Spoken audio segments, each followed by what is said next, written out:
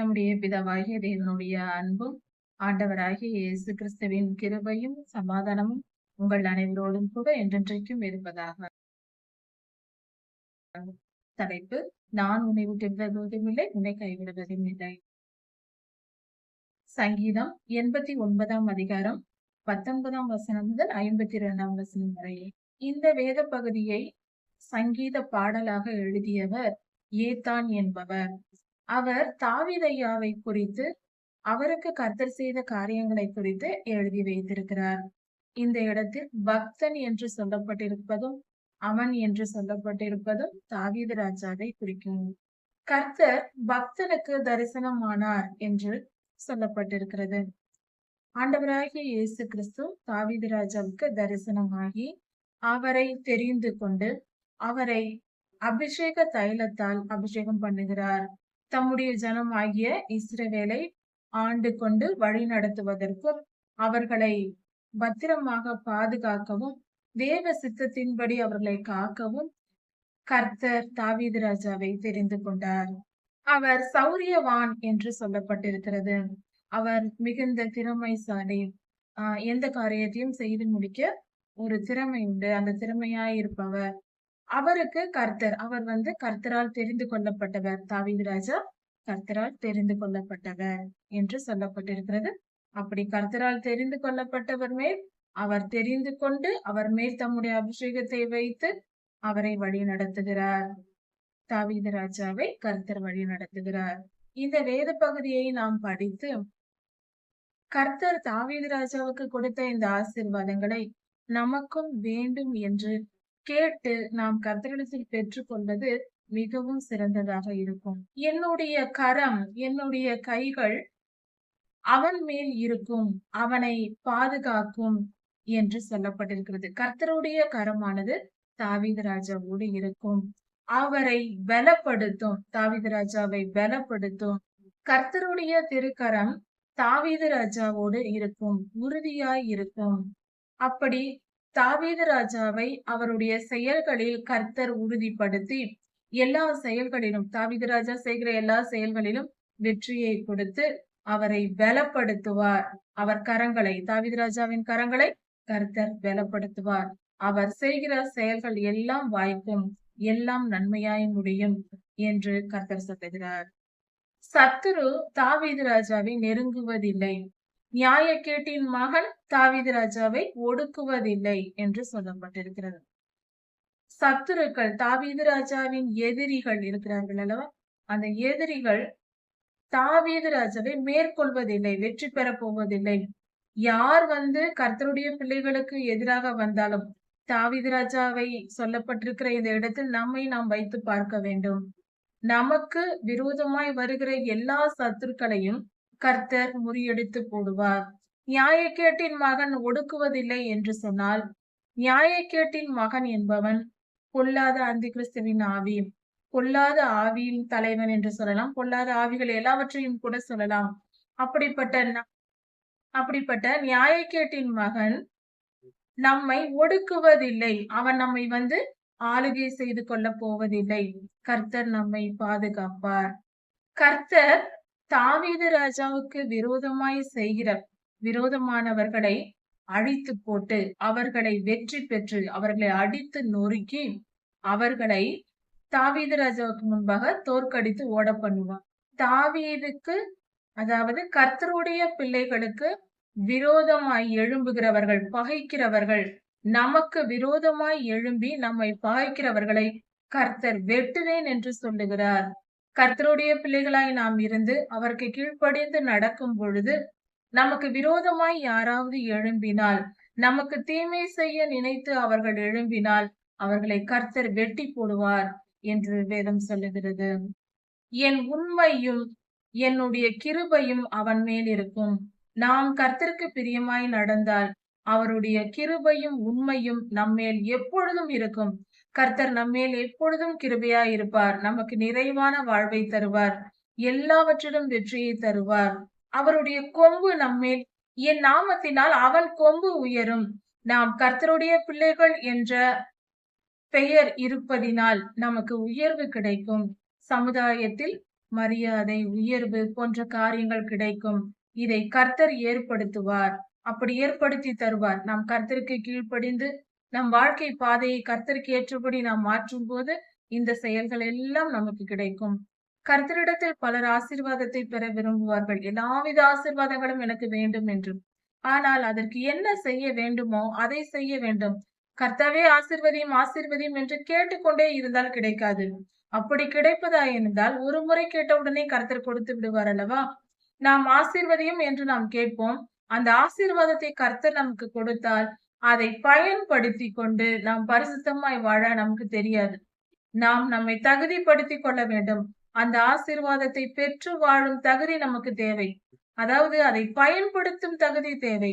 ஒரு சிறு குழந்தையிடம் ஒரு 3 வயது 4 வயது குழந்தை இருக்கிறது நம் வீட்டில் என்றால், ஒரு பெண் குழந்தை இருந்தால் அதன் கையில் கத்தியை நாம் கொடுக்க மாட்டோம். அதன் கையில் கத்தி படாத அளவுக்கு தூரமாக உயரமான இடத்தில் நாம் வைப்போம். ஏனென்றால் அதற்கு அந்த கத்தியை பயன்படுத்த தெரியாது. ஆனால் அதே பெண் வளர்ந்து 20 வயதிற்கு மேல் ஆகும் பொழுது, அந்த பெண் சமையலறையில் சமைக்கும் பொழுது, அந்த பெண்ணுக்கு நாமே கத்தியை எடுத்துக் கொடுப்போம். காய்கறிகளை நறுக்கவும், பழங்களை நறுக்கவும். ஏன் அப்படி செய்கிறோம்? இப்பொழுதோ அந்த பெண்ணுக்கு அந்த கத்தியை பயன்படுத்த தெரியும். அதே போலதான் கர்த்தர் நமக்கு ஆசீர்வாதத்தை கொடுத்தால், அந்த ஆசீர்வாதத்தை பெற்று நாம் எப்படி செயல்பட வேண்டும் என்கிற அறிவு நமக்கு இருக்க வேண்டும். அப்படி இருந்தால் தான் கர்த்தர் அந்த ஆசீர்வாதத்தை தருவார். நமக்கு பல கோடி ரூபாய் பணம் நமக்கு ஆசையாக இருக்கிறது என்று கேட்கிறோம். கர்த்தர் கொடுத்து விட்டார் என்றால், அதை வைத்து நாம் என்ன செய்வோம்? அந்த பணத்தை அதிகமான பணத்தை நல்ல வழியில் செலவு பண்ண நமக்கு தெரிய வேண்டும். அதை நாம் கற்றிருக்க வேண்டும். அப்பொழுதுதான் கர்த்தர் கொடுப்பார். நாம் எதையும் கற்றுக்கொள்ளாமல், எதையும் பயன்படுத்த தெரியாமல், எனக்கு ஆசீர்வாதம் வேண்டும். நான் ஒரு மிகப்பெரிய தலைவராக வேண்டும். மிக உயர்ந்த பதவியில் உட்கார வேண்டும் என்றெல்லாம் விரும்பலாம். ஆனால் அதில் உட்கார்ந்து நம்மால் வேலை செய்ய முடியுமா? அதற்குரிய ஞானம் நமக்கு இருக்கிறதா என்று நாம் சோதித்து பார்க்க வேண்டும். ஒரு பெரிய பதவியை நாம் அடைவது என்பது அதற்குரிய தகுதியை ஏற்படுத்திய பின்புதான் கிடைக்கும். அதற்கு முன்பாக வீண் பெருமையாக சொல்லிக் கொண்டு திரியக்கூடாது. அதை நாம் விரும்புவதினால் அது கிடைத்து விடாது. அதற்குரிய தகுதி நமக்கு தேவை. அதே போலதான் கர்த்தரிடத்தில் ஆசீர்வாதம் பெற வேண்டும் என்றால் முதலில் கர்த்தருக்கு கீழ்ப்படிய வேண்டும். கர்த்தரிடத்தில் விசுவாசமா இருக்க வேண்டும். பரிசுத்த வாழ்வு வேண்டும். பரிசுத்த எண்ணங்கள் வேண்டும். பரிசுத்த ஆவியானவரின் வழி நடத்துதலுக்கு கீழ்ப்படுகிற மனம் நமக்கு வேண்டும். நாம் என்ன நேர்ந்தாலும் கர்த்தரையே நான் அண்டிக் கொள்வேன் என்கிற உறுதியான விசுவாசம் வேண்டும். இப்படி பல காரியங்கள் இருக்கிறது. அப்படி நாம் இருக்கும் பொழுது கர்த்தர் நம்மை ஆசீர்வதிப்பது நிச்சயம். அவன் கையை சமுத்திரத்தின் மேலும் அவனுடைய கரத்தை அவன் வலது கரத்தை ஆறுகளின் மேலும் ஆளும்படி வைப்பேன் என்று கர்த்தர் சொல்லுகிறார். தாவீது ராஜாவின் ஒரு கரம் சமுத்திரத்தின் மேல் இருக்குமாம், இன்னொரு கரம் ஆறுகளின் மேல் இருக்கும் என்று சொல்லப்பட்டிருக்கிறது. அப்படி என்றால் மிகப்பெரிய விஸ்தாரமான ஒரு ராஜ்யத்தை நான் ஆளும்படி செய்வேன் என்று கர்த்தர் சொல்லுகிறார்.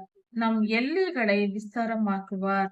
நம்மை ஆளுகைக்குரியவர்களாக உயர்ந்த ஸ்தானங்களில் வைப்பேன் என்று கர்த்தர் சொல்லுகிறார். இதெல்லாம் கர்த்தர் நமக்கு கொடுக்கிற ஆசீர்வாதங்கள். நாம் கர்த்தரை நோக்கி, அதாவது தாவீது ராஜா அப்பொழுது சொல்லுவாராம் கர்த்தரை நோக்கி, நீர் என் தேவன், என் பிதா, என் கன்மலை, என் ரட்சிப்பின் தேவன் என்று சொல்லுவார். நாம் அந்த நிலையில் நம்மை உயர்த்தும் போது, கர்த்தர் நம்மை உயர்த்தும் போது அவருக்கு துதிபலி ஏறெடுத்து நாம் கர்த்தரை மகிமைப்படுத்துவோம். அவர் நம் கன்மலை, நம் தேவன், நம்முடைய பிதாவுமாய் இருக்கிறார். கர்த்தர் சொல்லுகிறார், தாவீது ராஜாவை என் முதற் பேராக்குவேன். முதலில் பிறந்த மூத்த குழந்தை, அதைதான் முதற் பேறு என்று சொல்வார்கள். அந்த முதற் பேரான குழந்தையைப் போல, ஒரு பிள்ளையைப் போல தாவீதை நான் ஆக்குவேன். முதற் பலனாக கர்த்தர் நம்மை நினைப்பார். கடைசி காலத்தில் எடுத்துக்கொள்ளப்படுபவர்களும் இந்த முதற் பேறு என்கிற ஸ்தானத்தில் வருகிறவர்களே, கர்த்தரோடு கூட இருக்க போகிறவர்களே, கர்த்தருக்கு மிகவும் நெருக்கமானவர்களாகவும் இருப்பார்கள். பூமியின் ராஜாக்களை பார்க்கிலும் நான் உயர்ந்தவனாக்குவேன் என்று கர்த்தர் சொல்லுகிறார். பூமியின் ராஜாக்கள், இந்த உலகத்தில் வாழ்கிற ராஜாக்கள் எல்லாரை விட நான் உயர்ந்த ஸ்தானத்தில் தாவீதை வைப்பேன் என்று சொல்லுகிறார்.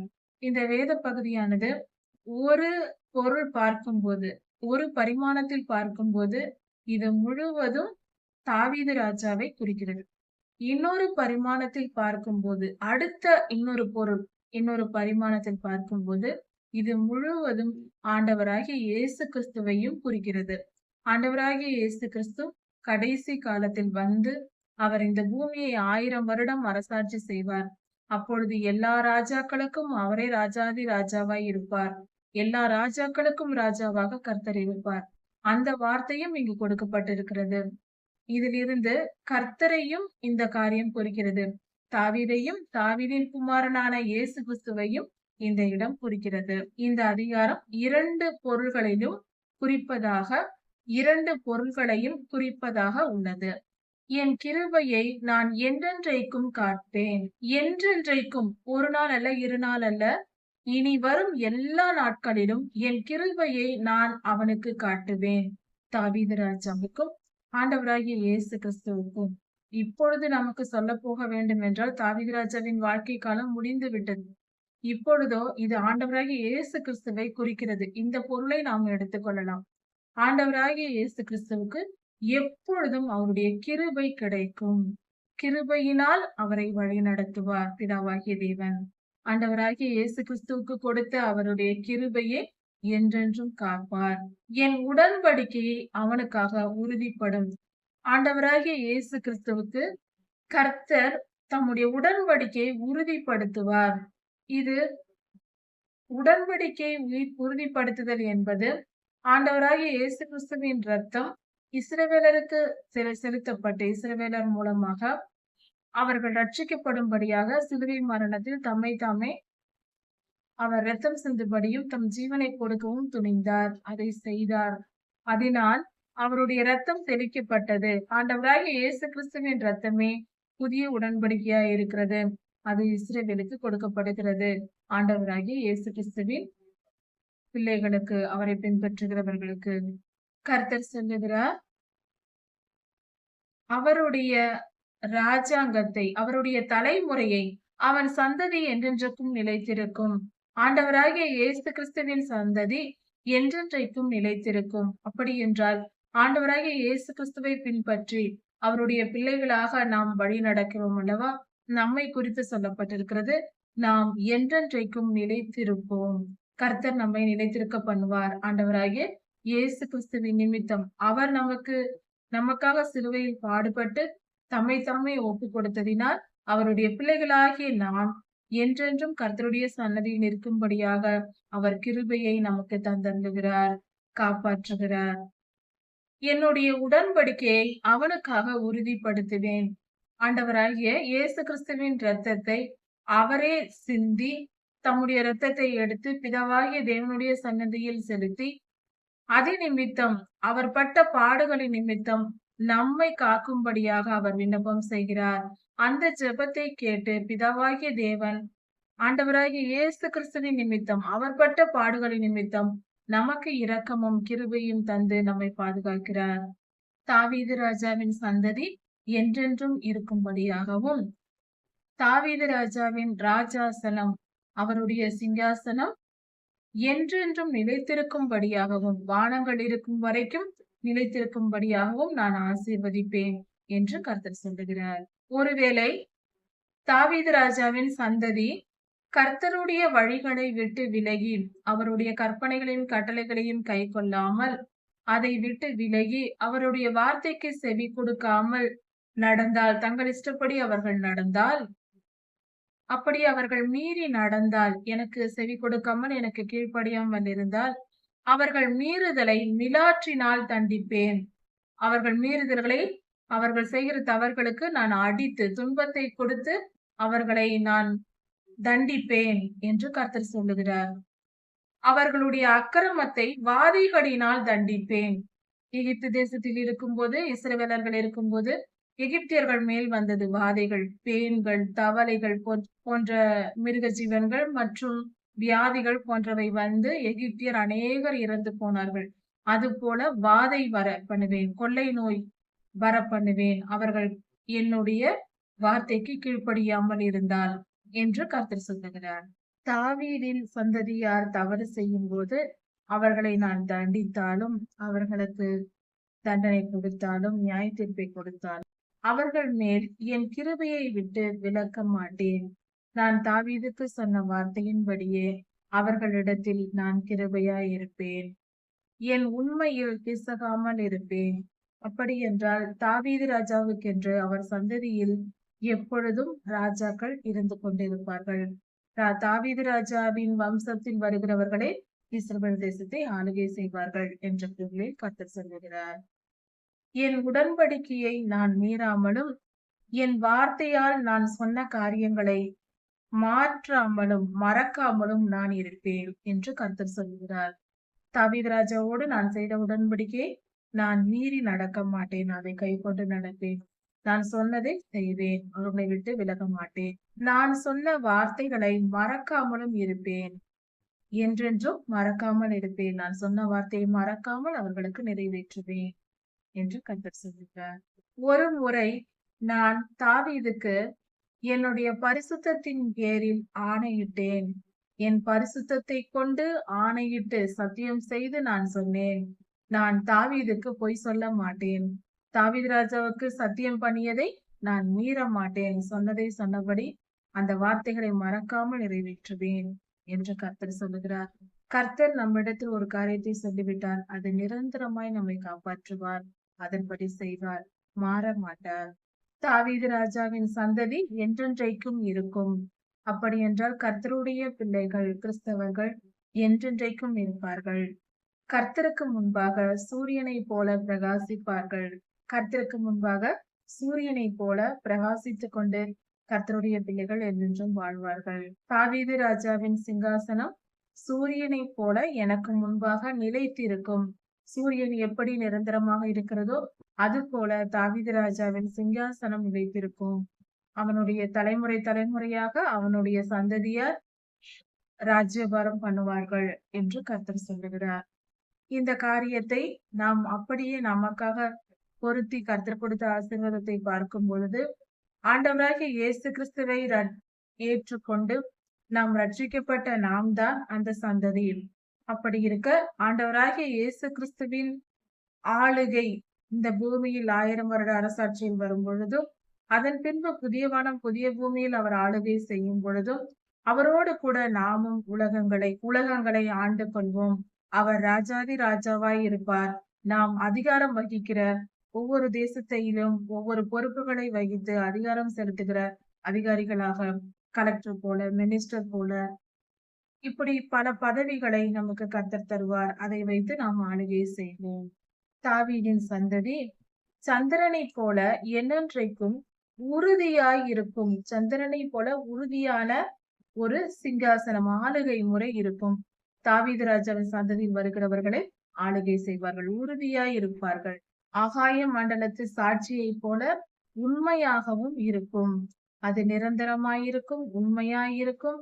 கர்த்தருடைய ஆசீர்வாதம் தாவீது ராஜாவின் சந்ததியோடு என்றென்றும் இருக்கும் என்று கர்த்தர் சொல்லுகிறார். ஆனாலும் கர்த்தாவே, நீர் எங்களை வெறுத்து தள்ளிவிட்டீர். நீர் அபிஷேகம் பண்ணுவித்தவன் மேல் உக்கிரமானீர். கர்த்தாவே, நீர் இப்படியெல்லாம் எங்களுக்கு சொன்னீர்.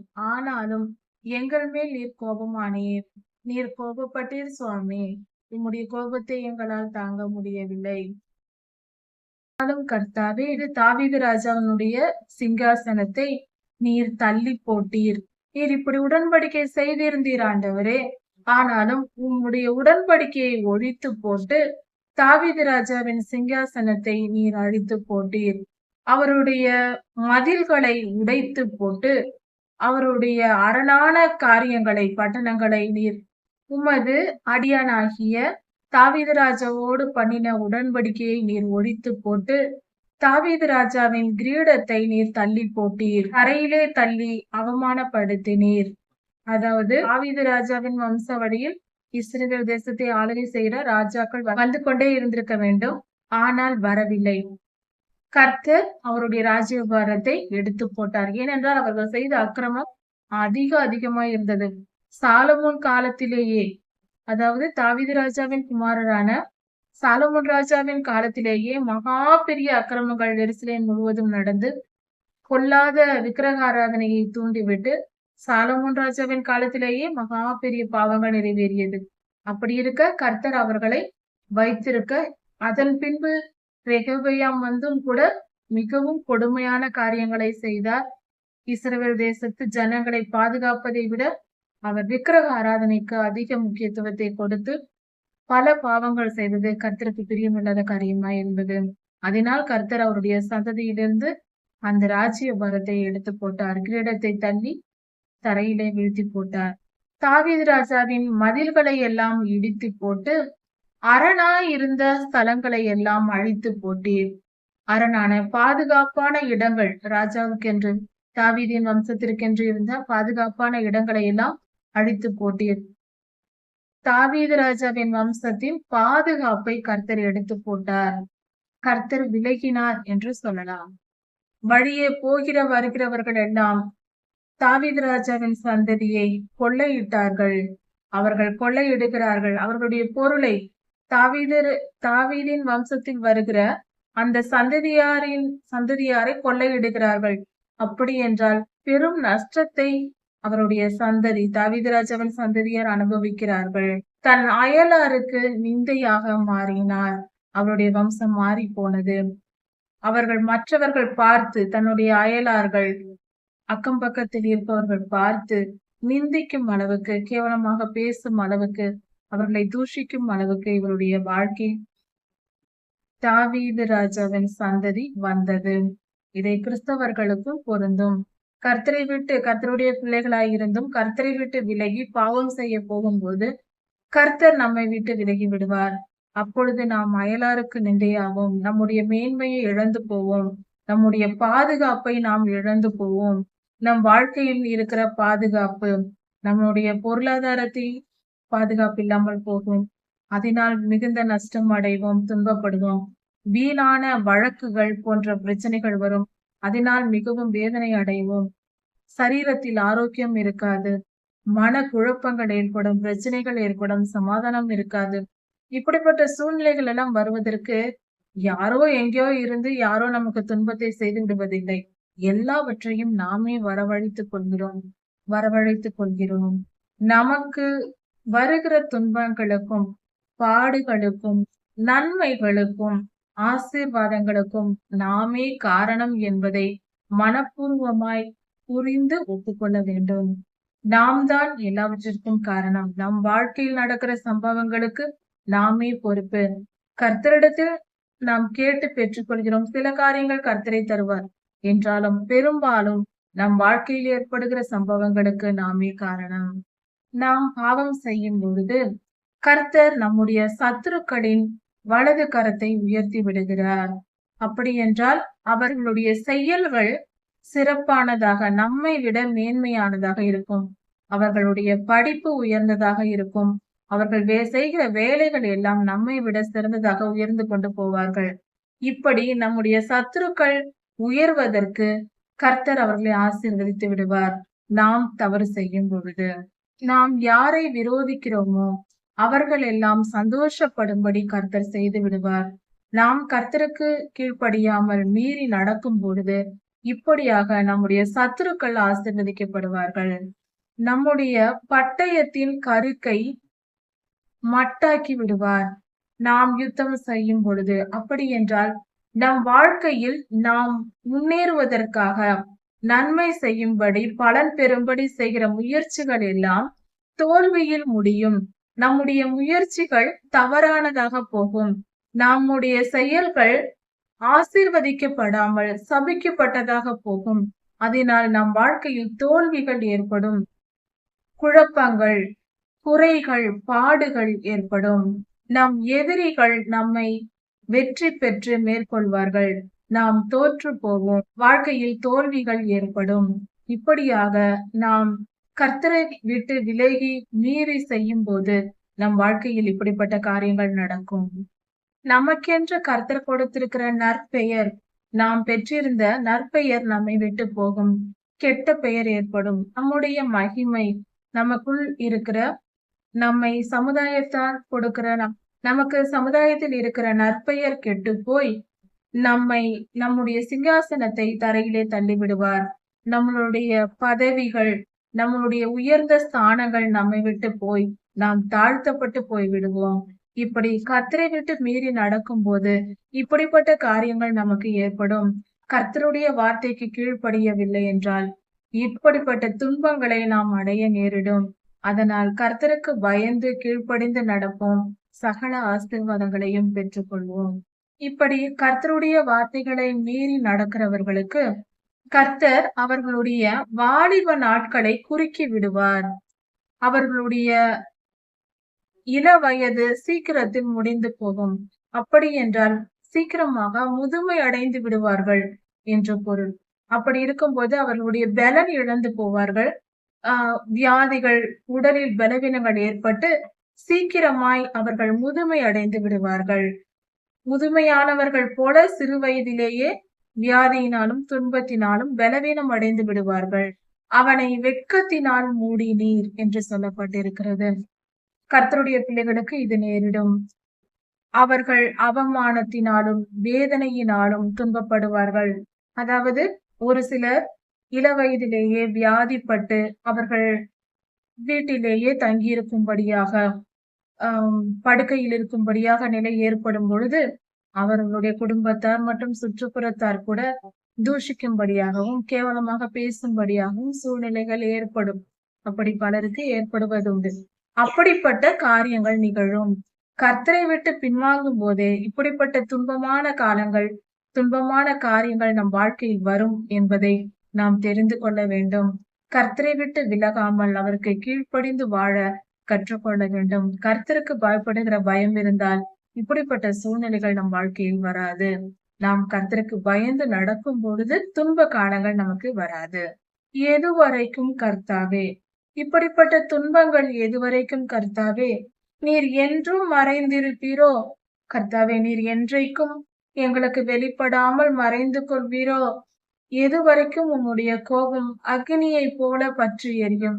உம்முடைய கோபத்தை நாங்கள் எத்தனை காலம் தாங்க முடியும்? கோபம் பற்றி எரிகிறதே, எங்களால் தாங்க முடியுமா? சுவாமி, மனமிரங்கும். எதுவரைக்கும் உம்முடைய முகத்தை, உம்முடைய திருமுகத்தை காட்டாமல் மறைந்திருப்பீர்? என் ஜீவன் எவ்வளவு நிலையற்றது என்பதை நினைத்து பாரும். நிலையற்ற வாழ்வு சுவாமி. என்னுடைய மனித வாழ்வு என்பது புல்லை போல காலையில் செழிப்பாய் இருக்கலாம், மாலையில் வாடி போகும். அப்படிப்பட்ட புல்லை போன்ற நிலையற்ற வாழ்வு சுவாமி. இப்படிப்பட்ட நிலையற்ற வாழ்வை வாழ்கிற மனிதர்கள் நாங்கள். எங்கள் மேல் கோபமாயிருப்பது ஏன்? ஆண்டவரே, எங்களால் தாங்க முடியாதே. எதுவரைக்கும் கோபமாய் இருப்பீர்? மனிதர்களை வீணாக சிருஷ்டிக்க வேண்டியது என்ன? மனிதர்களை நீர்தானே படைத்தீர். வீணாக அதனால் பலன் என்ன? மனிதர்களை ஏன் படைத்தீர் சுவாமி? அதாவது வீணாக படைக்க வேண்டியது என்ன? பிரயோஜனமற்ற மனிதனாக வாழ்ந்து முடிவதற்கு, அதாவது கர்த்தருக்கு கீழ்ப்படியாமல் நாம் பாவம் செய்யும் போது கர்த்தர் கோபப்பட்டு நம்மை தண்டிக்கிறார். நாம் அப்படியே விட்டுவிட்டால் நாம் அப்படியே நரகத்துக்கு போய் விடுவோம். நாம் அழிக்கப்படுவோம். அதனால் மனித பிறப்பு, கர்த்தர் நம்மை படைத்த படைப்பு வீணாக போய்விடும் அல்லவா? வந்தோம், பிறந்தோம், வாழ்ந்தோம், நரகத்தில் போய் அழிந்தோம். நம்முடைய பலன் என்ன? நாம் என்ன செய்தோம்? நாம் உயிரோடு இருந்தால்தான் கர்த்தருக்கு பலன். நாம் நரகத்துக்கு போனால் கர்த்தருக்கு அது நாம் நஷ்டம் அடைகிறோம். நஷ்டம் நமக்கல்ல, அது கர்த்தருடைய நஷ்டம். அதைதான் இங்கு குறிப்பிடப்பட்டிருக்கிறது. கர்த்தாவே, நாங்கள் அழிந்து போனால் நஷ்டம் உமக்குதான் சுவாமி. உம்முடைய சிருஷ்டிப்பல்லவா நாங்கள். எங்களை நீர் அழித்து போட்டார், எங்கள் மேல் நீர் கோபப்பட்டு அழித்தால் உமக்கு தான் நஷ்டம் சுவாமி. நாங்கள் வீணாக பிறக்க வேண்டியது என்ன? எங்களை எதற்கு நீர் வீணாக படைக்க வேண்டும்? எங்கள் வாழ்க்கை வீணாக போய்விடும் அல்லவா? மனமிரங்கும். நாம் பரம தகப்பனாகிய ஆண்டவரிடம் நாம் கொஞ்சம் கெஞ்சலாக, கொஞ்சம் தாழ்மையாக, தயவை பெறும்படியாக, சாமர்த்தியமாக இப்படியெல்லாம் பேசி அவருடைய இரக்கத்தை பெறுவதற்கும் அவருடைய கோபத்தை தனிய பண்ணுவதற்கும் நாம் தவறு செய்து அவரிடம் கோபத்தை பெற்று கொண்டோம். அதை தனிய பண்ணுவதற்குமான அவருக்கே இறக்கப்படும் அளவுக்கு தாழ்மையாக பேசி நம் பாவ மன்னிப்பை பெறுவதற்கு கொடுக்கப்பட்டிருக்கிற வசனங்கள் இவை. இதை பக்தர் அழகாக எழுதியிருக்கிறார். ஏத்தான் என்ற பக்தர் எழுதியிருக்கிறார். இதை நாம் படித்து இதை நாம் ஜெபத்தில் பிரயோஜனப்படுத்திக் கொள்ளலாம். இப்படியாக நாம் ஜெபிக்கும் போது கர்த்தர் மனம் இறங்கி நமக்கு உதவி செய்வார். கர்த்தாவே, மரணத்தை காணாமல் மரணத்திலிருந்து தன்னை காப்பாற்றிக் கொள்ள யாரால் முடியும்? எந்த மனிதனாலும் முடியாதே சுவாமி. பாதாளத்தின் வல்லடிக்கு தன்னை காப்பாற்றிக் கொள்ள யாரால் முடியும்? எந்த மனிதனால் இப்படியாக செய்து கொள்ள முடியும்? மரணத்திலிருந்தும் பாதாளத்தின் கொடுமையிலிருந்தும் தன்னைத்தான் காப்பாற்றிக் கொள்ள எந்த மனிதனாலும் முடியாதே சுவாமி. யார் அப்படி செய்ய முடியும்? ஆண்டவரே, நீர் தாவீதை கொண்டு உம்முடைய உண்மையை சத்தியம் பண்ணினீரே. கர்த்தாவே, நீர் தாவீது ராஜாவுக்கு உம்முடைய உண்மையின் நிமித்தம் சத்தியம் பண்ணி கொடுத்தீரே. நான் உன் சந்ததியை காப்பாற்றுவேன், உன் சந்ததிக்கு உன் இஸ்ரவேலில் சிங்காசனம் தருவேன், அவர்கள் இஸ்ரவேலில் ஆளுகை செய்வார்கள் என்றெல்லாம் நீர் உண்மையை கொண்டு சத்தியம் பண்ணி சொன்னீர் அல்லவா? அதெல்லாம் எங்கே சுவாமி? ஏன் சுவாமி அதையெல்லாம் நீர் செய்யவில்லை? கர்த்தாவே, இறங்கும். காரணம், நியாயமான காரணம் இருக்கிறது கர்த்தர் செய்யாததற்கு. உடன்படிக்கை நாம் மீறினால் கர்த்தர் அதை செய்ய வேண்டியது இல்லை. அவர் நீதியின் சூரியன், நீதியாய்தான் நடக்கிறார். ஆனாலும் அவர் இரக்கத்தை பெறும்படியாக இப்படியெல்லாம் கேட்பது, அதாவது ஒரு தகப்பனிடத்தில் கெஞ்சி கேட்கிற குழந்தையை போல நாம் இப்படி கேட்பது. கர்த்தாவே, நீர்தான் தாவீது ராஜாவுக்கு சத்தியம் பண்ணி கொடுத்திருக்கிறீர் அல்லவா? உன் சந்ததியை நான் இஸ்ரவேலின் மேல் நிரந்தரமாய் வைப்பேன், சிங்காசனத்தின் மேல் உட்கார்ந்து அவர்கள் ஆளுகை செய்வார்கள் என்று. அதையெல்லாம் மறந்து இப்பொழுது இப்படியெல்லாம் நீர் விட்டு விட்டீரே என்று கர்த்தருக்கு ஞாபகப்படுத்தி அவர்களை மீட்டு கொள்ளும்படியாக இப்படியாக இந்த வசனங்கள் கொடுக்கப்பட்டிருக்கிறது. கர்த்தருடைய கோபத்தை ஆற்றி அவரிடத்திலிருந்து நற்காரியங்களை ஆசீர்வாதத்தை பெற்றுக் கொள்ளும்படியாக எழுதப்பட்டிருக்கிற வசனங்கள் இவை. இதை படித்து பார்த்து நம்முடைய ஜெபத்தில் இதன் பொருளை சொல்லி நாம் ஜெபிக்கும் போது கர்த்தருடைய இருதயத்தை சற்று தொட முடியும், முயற்சி செய்யலாம். கர்த்தாவே, உம்முடைய சத்துருக்கள், அப்படி என்றால் உம்மை தொழுது கொள்ளாதவர்கள், உம்முடைய வார்த்தைகளுக்கு கீழ்ப்படியாமல் உம் சன்னதியில் இராமல் உமக்கு விரோதமாய் செயல்படுகிறவர்கள், உம்முடைய ஊழியக்காரர்கள் மேலும் கர்த்தருடைய பிள்ளைகள் மேலும் உம்மால் அபிஷேகம் பண்ணப்பட்டவர்களுக்கு விரோதமாகவும் செயல்படுகிறார்கள். கர்த்தாவே, உமது அடியார்களாகிய உம்முடைய ஊழியக்காரர்களையும் உம்மால் அபிஷேகம் பண்ணப்பட்டவர்களையும் அவர்கள் நிந்திக்கிறார்கள், உம்முடைய சத்துருக்கள் நிந்திக்கிறார்கள் சுவாமி. ஆண்டவரே, நாங்கள் அந்த நிந்தையை சுமந்து வருகிறோம். நானும் உம்முடைய ஜனங்களும் அந்த நிந்தையை சுமந்து வருகிறோம். தயவு செய்து எங்களை நினைத்தருளும். எங்கள் மடியில் நாங்கள் சுமக்கும் நிந்தைகளை சற்று நினைத்து பாரும். கர்த்தருக்கு என்றென்றைக்கும் ஸ்தோத்திரம் உண்டாவதாக. ஆமீன், ஆமீன்.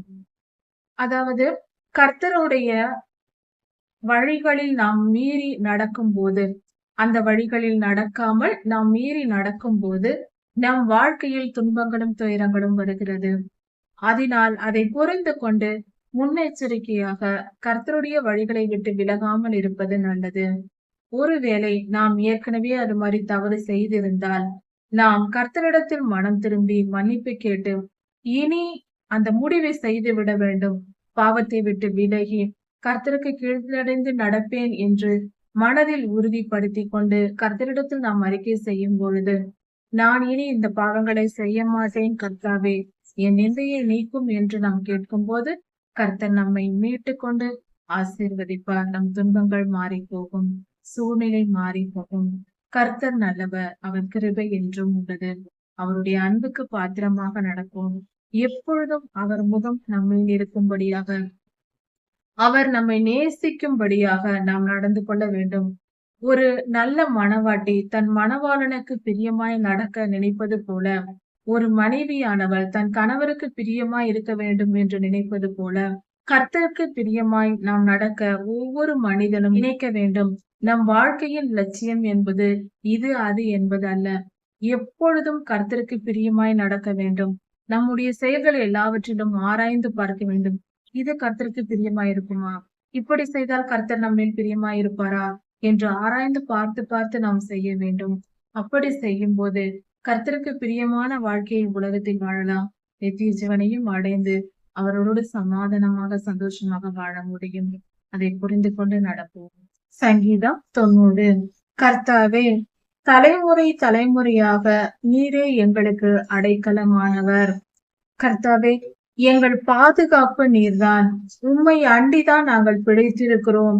உம் திருப்பாதத்தின் மறைவில், உம்முடைய திருப்பாத நிழலில் அண்டிக் கொண்டு உம்முடைய பாதுகாப்பில் நாங்கள் வாழ்ந்திருக்கிறோம். நீரே எங்கள் தேவன், நீரே எங்களை பாதுகாக்கிறீர், நீர் எங்கள் அடைக்கலமாயிருக்கிறீர். கர்த்தாவே, நீர் பர்வதங்கள் தோன்றும் முன்பும் பெரிய பெரிய மலைகள் உருவாவதற்கு முன்பும் பூமியையும் உலகத்தையும் நீர் உருவாக்குவதற்கு முன்பே நீர் தேவனாய் இருக்கிறீர். கர்த்தாவே, மலைகள் உருவாகவில்லை, பூமி உருவாகவில்லை, இந்த உலகமே இல்லை, அப்பொழுதும் நீர் தேவனாய் இருக்கிறீர். அதற்கு முன்பே நீர் இருக்கிறீர் சுவாமி. நீர்தான் எங்கள் தேவன். அனாதியாய் என்றென்றைக்கும் தேவனாய் இருக்கிறீர். அனாதி என்றால் அனாதை என்று சொல்ல ஒரு வார்த்தை நாம் சொல்வோம். அனாதை என்றால் தனித்திருப்பது, யாரும் துணையாக இல்லாமல் இருப்பது. நம் தேவனும் அனாதி தேவன் என்று சொல்லப்படுகிறார். அவருக்கு ஈடு இணை யாரும் இல்லை, அவருக்கு சமமாக யாரும் இல்லை. அதனால்தான் கர்த்தரை அனாதி தேவன் என்று சொல்லுவோம். அனாதி தேவனாய் அவர் என்றென்றைக்கும் இருக்கிறார். அவருக்கு ஈடு இணை யாரும் கிடையாது, எந்த உலகத்திலும் கிடையாது. அவர் அவ்வளவு உயர்ந்தவர். அவருக்கு ஈடு இணை யாரும் கிடையாது. அவர் மிகவும் உயர்ந்தவர். அவர் பெரியவர், மகா பெரியவர், சர்வ வல்லமை உள்ளவர். நம் தேவன் மகா பெரிய தேவன்.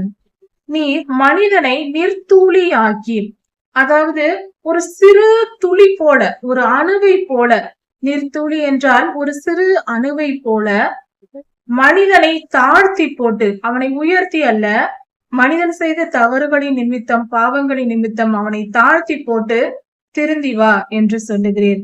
மனிதனை உயர்த்துவதும் தாழ்த்துவதும் கர்த்தரே. ஒரு மனிதன் எந்த நிலையில் இருந்தாலும் அவனை அந்த நிலையில் வைப்பது கர்த்தரே வைக்கிறார். அவன் கிரியைக்கு தக்கதாக, அவனுடைய நினைவுகளுக்கு தக்கதாக கர்த்தர் அந்த மாதிரியான காரியங்களை செய்கிறார். அவரே நம்மை ஆளுகை செய்கிறவர். அண்ட சராசரத்தை கர்த்தாவே, உமது பார்வைக்கு 1000 வருடம் நேற்று கழிந்த ராஜாமம் போல இருக்கிறது.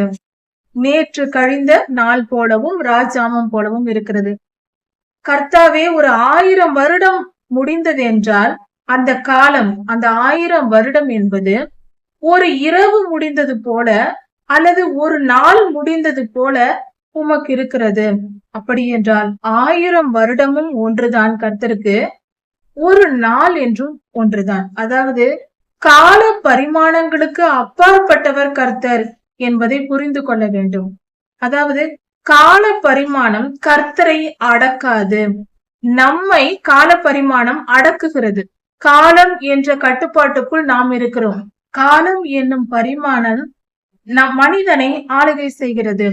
நாம் ஒரு குறிப்பிட்ட காலத்திற்குள் வாழ்ந்து முடிக்கிறோம். நமக்கு ஆயுள் என்று இருக்கிறது, அந்த காலம் என்று இருக்கிறது. சிறு வயது பெரியவர்கள், அதன் பின்பு வயது முதிர்ந்தவர்கள் என்று காலம் நம்மை ஆளுகை செய்கிறது. அந்த காலத்திற்கு என்னும் ஒரு வட்டத்திற்குள் தான் நாம் வாழ்ந்து கொண்டிருக்கிறோம். ஆனால் கர்த்தர் அப்படி அல்ல.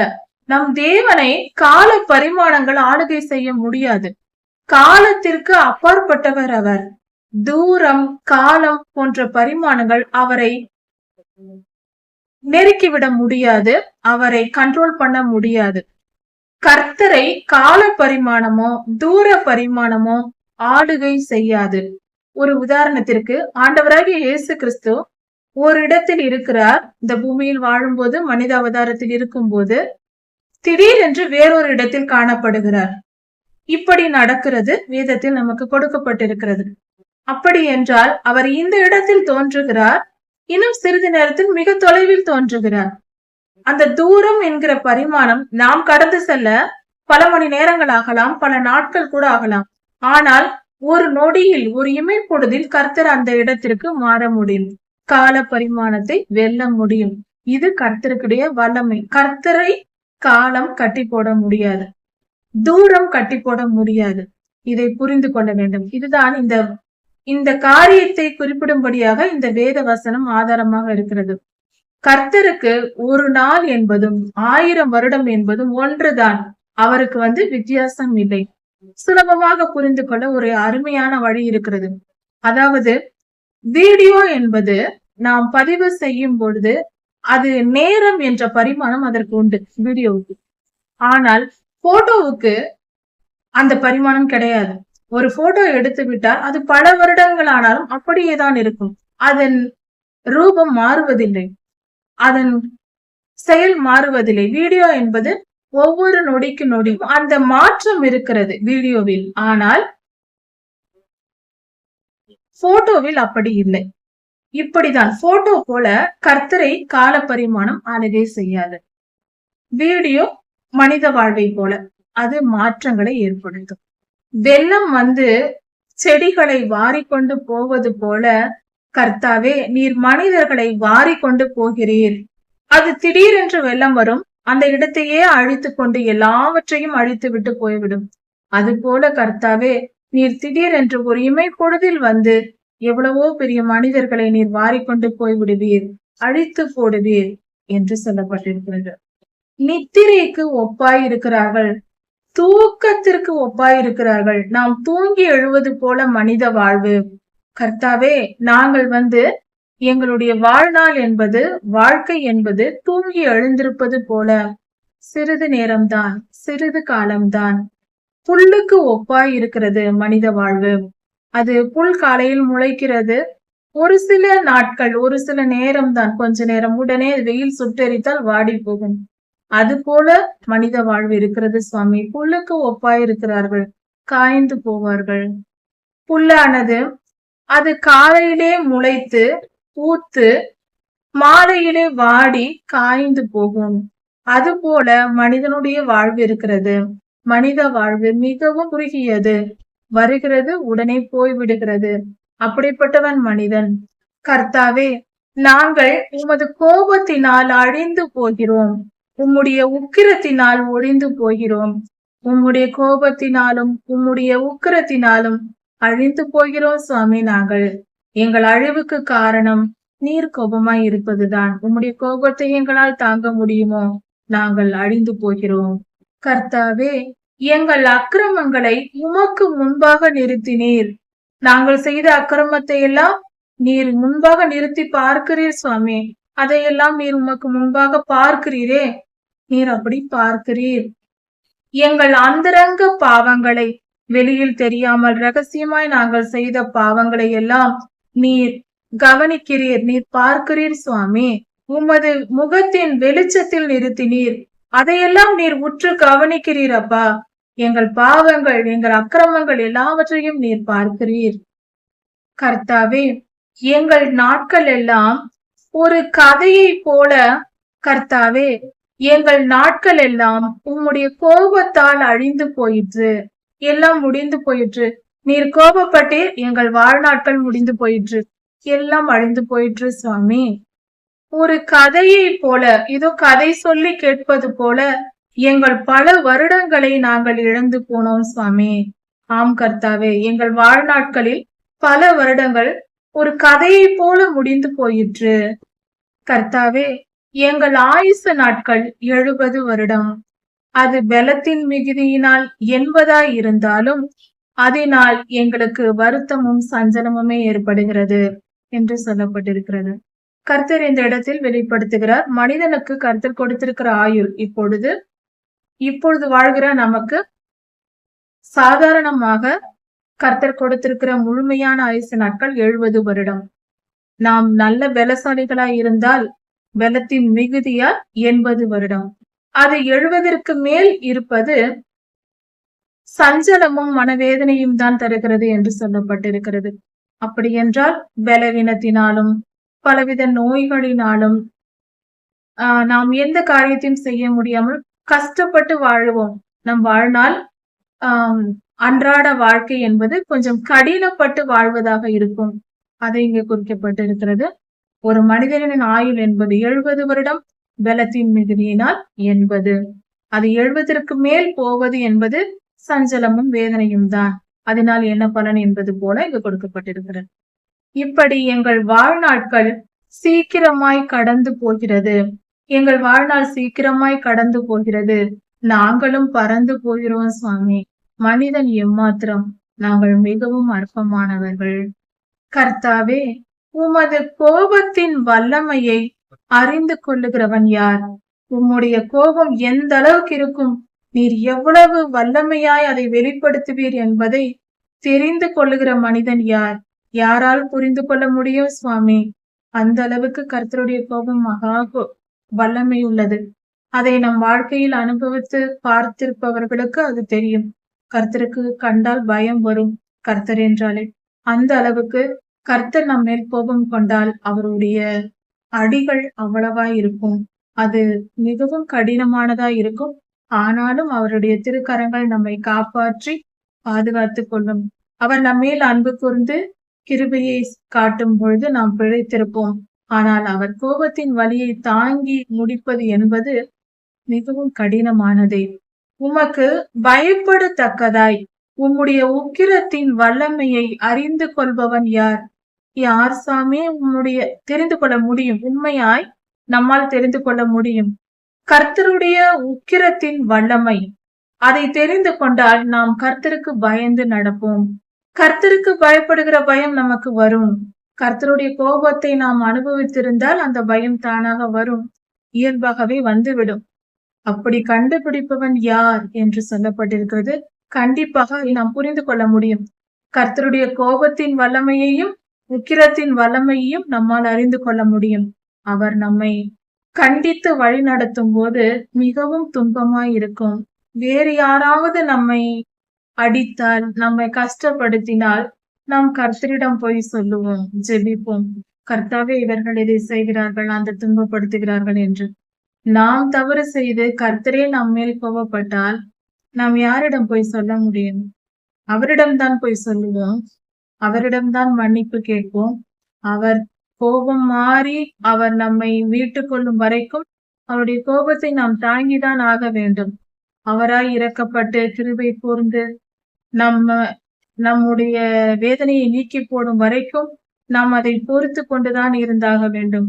அந்த மாதிரியான நாட்கள் மிகவும் கடினமாய் இருக்கும். சற்று கடினமான பாதைதான், ஆனால் கடந்து வரதான் வேண்டும். கர்த்தருடைய கோபத்தையும் நாம் பொறுத்து கொள்ள தெரிந்து கொள்ள வேண்டும். அதுவே நீதியாய் இருக்கிறது. அவருடைய ஆசீர்வாதத்தை பெற்றுக் கொள்ளுகிற நாம் தவறு செய்யும் பொழுது நம்முடைய நன்மைக்காக அவர் கொடுக்கிற அடிகளையும் நாம் பெற்றுக்கொள்ள வேண்டும். அதுவும் நம்மை காப்பதற்காக, பொல்லாத நரகத்திலிருந்து நம்மை காப்பதற்காக, இந்த வாழ்க்கையிலேயே நம்மை தண்டித்து அந்த பாவத்தை நீக்கி போட்டு நித்திய ஜீவனை எடுத்துக் கொள்வதற்காக கர்த்தர் கொடுக்கிற அடிகள் தான் அவை. நம்மை காப்பதற்காக தான் அதுவும் கூட. அவர் எவ்வளவு நல்லவர். வலிக்கும் தான், சில நேரம் வலியும் நல்லது இருக்குதான். கர்த்தாவே, நாங்கள் ஞான இருதயம் உள்ளவர்களாய், நாங்கள் ஞானமுள்ள புத்திசாலித்தனமான ஞானமான இருதயம் உள்ளவர்களாய் இருக்கும்படியாக எங்கள் ஆயுசு நாட்களை என்னும் அறிவை எங்களுக்கு தாரும். எங்கள் வாழ்நாள் எப்படிப்பட்டது, எங்களுக்கு எவ்வளவு காலம் வாழ்நாள் என்பதை நாங்கள் தெரிந்து கொள்ளும்படியான அறிவை எங்களுக்கு தாரும். எங்கள் ஆயுசை நாங்கள் புரிந்து கொள்ளும்படியாக எங்கள் நாட்களை என்னும் அறிவை எங்களுக்கு தந்தருடும். கர்த்தாவே, திரும்பி வாரும். எதுவரைக்கும் கோபமாயிருப்பீர்? எங்கள் மேல் கோபமாயிராதேயும். தயவு செய்து திரும்பி வாரும். எதுவரைக்கும், எவ்வளவு காலம் இப்படியே எங்கள் மேல் கோபமாய் இருப்பீர்? எங்களுக்கு வேதனையாக இருக்கிறது. தயவு செய்து திரும்பி வாரும். எங்களுக்காக பரிதபியும். எங்களுக்காக பரிதபியும் சுவாமி. கொஞ்சம் பரிதாபப்படும். எங்கள் வழிகள் எவ்வளவு கடினமான பாதையில் நாங்கள் சென்று கொண்டிருக்கிறோம். எவ்வளவு வழிகளையும் வேதனைகளையும் அனுபவித்துக் கொண்டிருக்கிறோம். தயவு செய்து திரும்பி வாரும். எங்களுக்கு இறங்கும். கர்த்தாவே, எங்கள் வாழ்நாளெல்லாம் நாங்கள் மகிழ்ந்திருக்கும்படியாக, வாழ்நாள் முழுவதும் நாங்கள் சந்தோஷமாய் மகிழ்ச்சியாய் இருக்கும்படியாக காலையிலே உமது கிருபையால் எங்களை நிரப்பும். உம்முடைய கிருபை எங்களுக்கு காலையிலேயே கிடைக்கட்டும் சுவாமி. எங்கள் மேல் கிருபையாயிரும். அப்படி என்றால் எங்கள் மேல் இரக்கப்படும். எங்கள் மேல் அன்பான இரக்கத்தை காட்டும். எங்கள் மேல் அன்பு கூர்ந்து எங்களுக்கு இரக்கப்பட்டு எங்களை ஆசீர்வதியும். நற்காரியங்களை எங்களுக்கு தாரும். நன்மைகளை எங்களுக்கு தாரும். அப்பொழுது நாங்கள் எங்கள் வாழ்நாளெல்லாம் மகிழ்ச்சியாய் இருப்போம். உமது கிரியை உம்முடைய ஊழியக்காரருக்கு கிடைக்கட்டும் சுவாமி. உம்முடைய கிரியைகளினால் உம்முடைய ஊழியக்காரர்கள் மகிழ்ந்திருக்கட்டும். அவர்களை திருப்தியாக்கும். உமது மகிமையை அவர்களுடைய பிள்ளைகளுக்கு கொடும். உம்முடைய மகிமை, நற்பெயர்கள் அந்த உம்முடைய ஊழியக்காரருடைய பிள்ளைகளுக்கும் கிடைக்கட்டும். அவர்களும் ஆசீர்வதிக்கப்படட்டும். அவர்களுக்கும் நல்ல புகழ்ச்சி உண்டாகட்டும். கர்த்தாவே, எங்கள் தேவனாகிய ஆண்டவரே, உம்முடைய பிரியம் எங்கள் மேல் இருக்கட்டும். கர்த்தாவே, எங்கள் மேல் அன்பாயிரும். அதை நாங்கள் வாஞ்சிக்கிறோம். எப்பொழுதும் எங்கள் மேல் அன்பாயிரும், பிரியமாயிரும், பாசமாயிரும். அதை எதிர்பார்க்கிறோம். எங்கள் கைகளின் செயல்களை எங்களுக்கு உறுதிப்படுத்தும். நாங்கள் செய்கிற செயல்கள் எல்லாம் நன்மையாய் இருக்கும்படியாக, நல்ல பலனை தரும்படியாக எங்களை உறுதிப்படுத்தும், எங்களுக்கு உறுதிப்படுத்தும். நாங்கள் செய்கிற எல்லா செயல்களின் பலன்களும் நன்மையானதாக எங்களுக்கு கிடைக்கட்டும். எங்களை ஆசீர்வதியும் என்று இவ்விதமாக இந்த சங்கீதம் எழுதப்பட்டிருக்கிறது. இந்த வார்த்தைகளை படித்து புரிந்து கொண்டு நம் வாழ்க்கையை நாம் பின்பற்றுவோம். கர்த்தரிடம் ஜெபிப்போம். நம்மை நாம் புரிந்து கொள்வோம். வேத வசனம் நம்மை நமக்கு புரிய வைக்கும். இந்த உலகத்தை புரிய வைக்கும். மனித வாழ்வு என்றால் என்ன என்பதை நமக்கு புரிய வைக்கும். கர்த்தர் யார் என்பதும் நம்முடைய தேவன் எப்படிப்பட்டவர் என்பதையும் வேத வசனங்கள் நமக்கு புரிய வைக்கும். வேதத்தை தியானிப்போம். சகலத்தையும் அறிந்து கொள்வோம். கர்த்தர் உங்களை ஆசீர்வதிப்பாராக. இதன் தொடர்ச்சியை அடுத்த செய்தியில் பார்க்கலாம். மாரநாதா.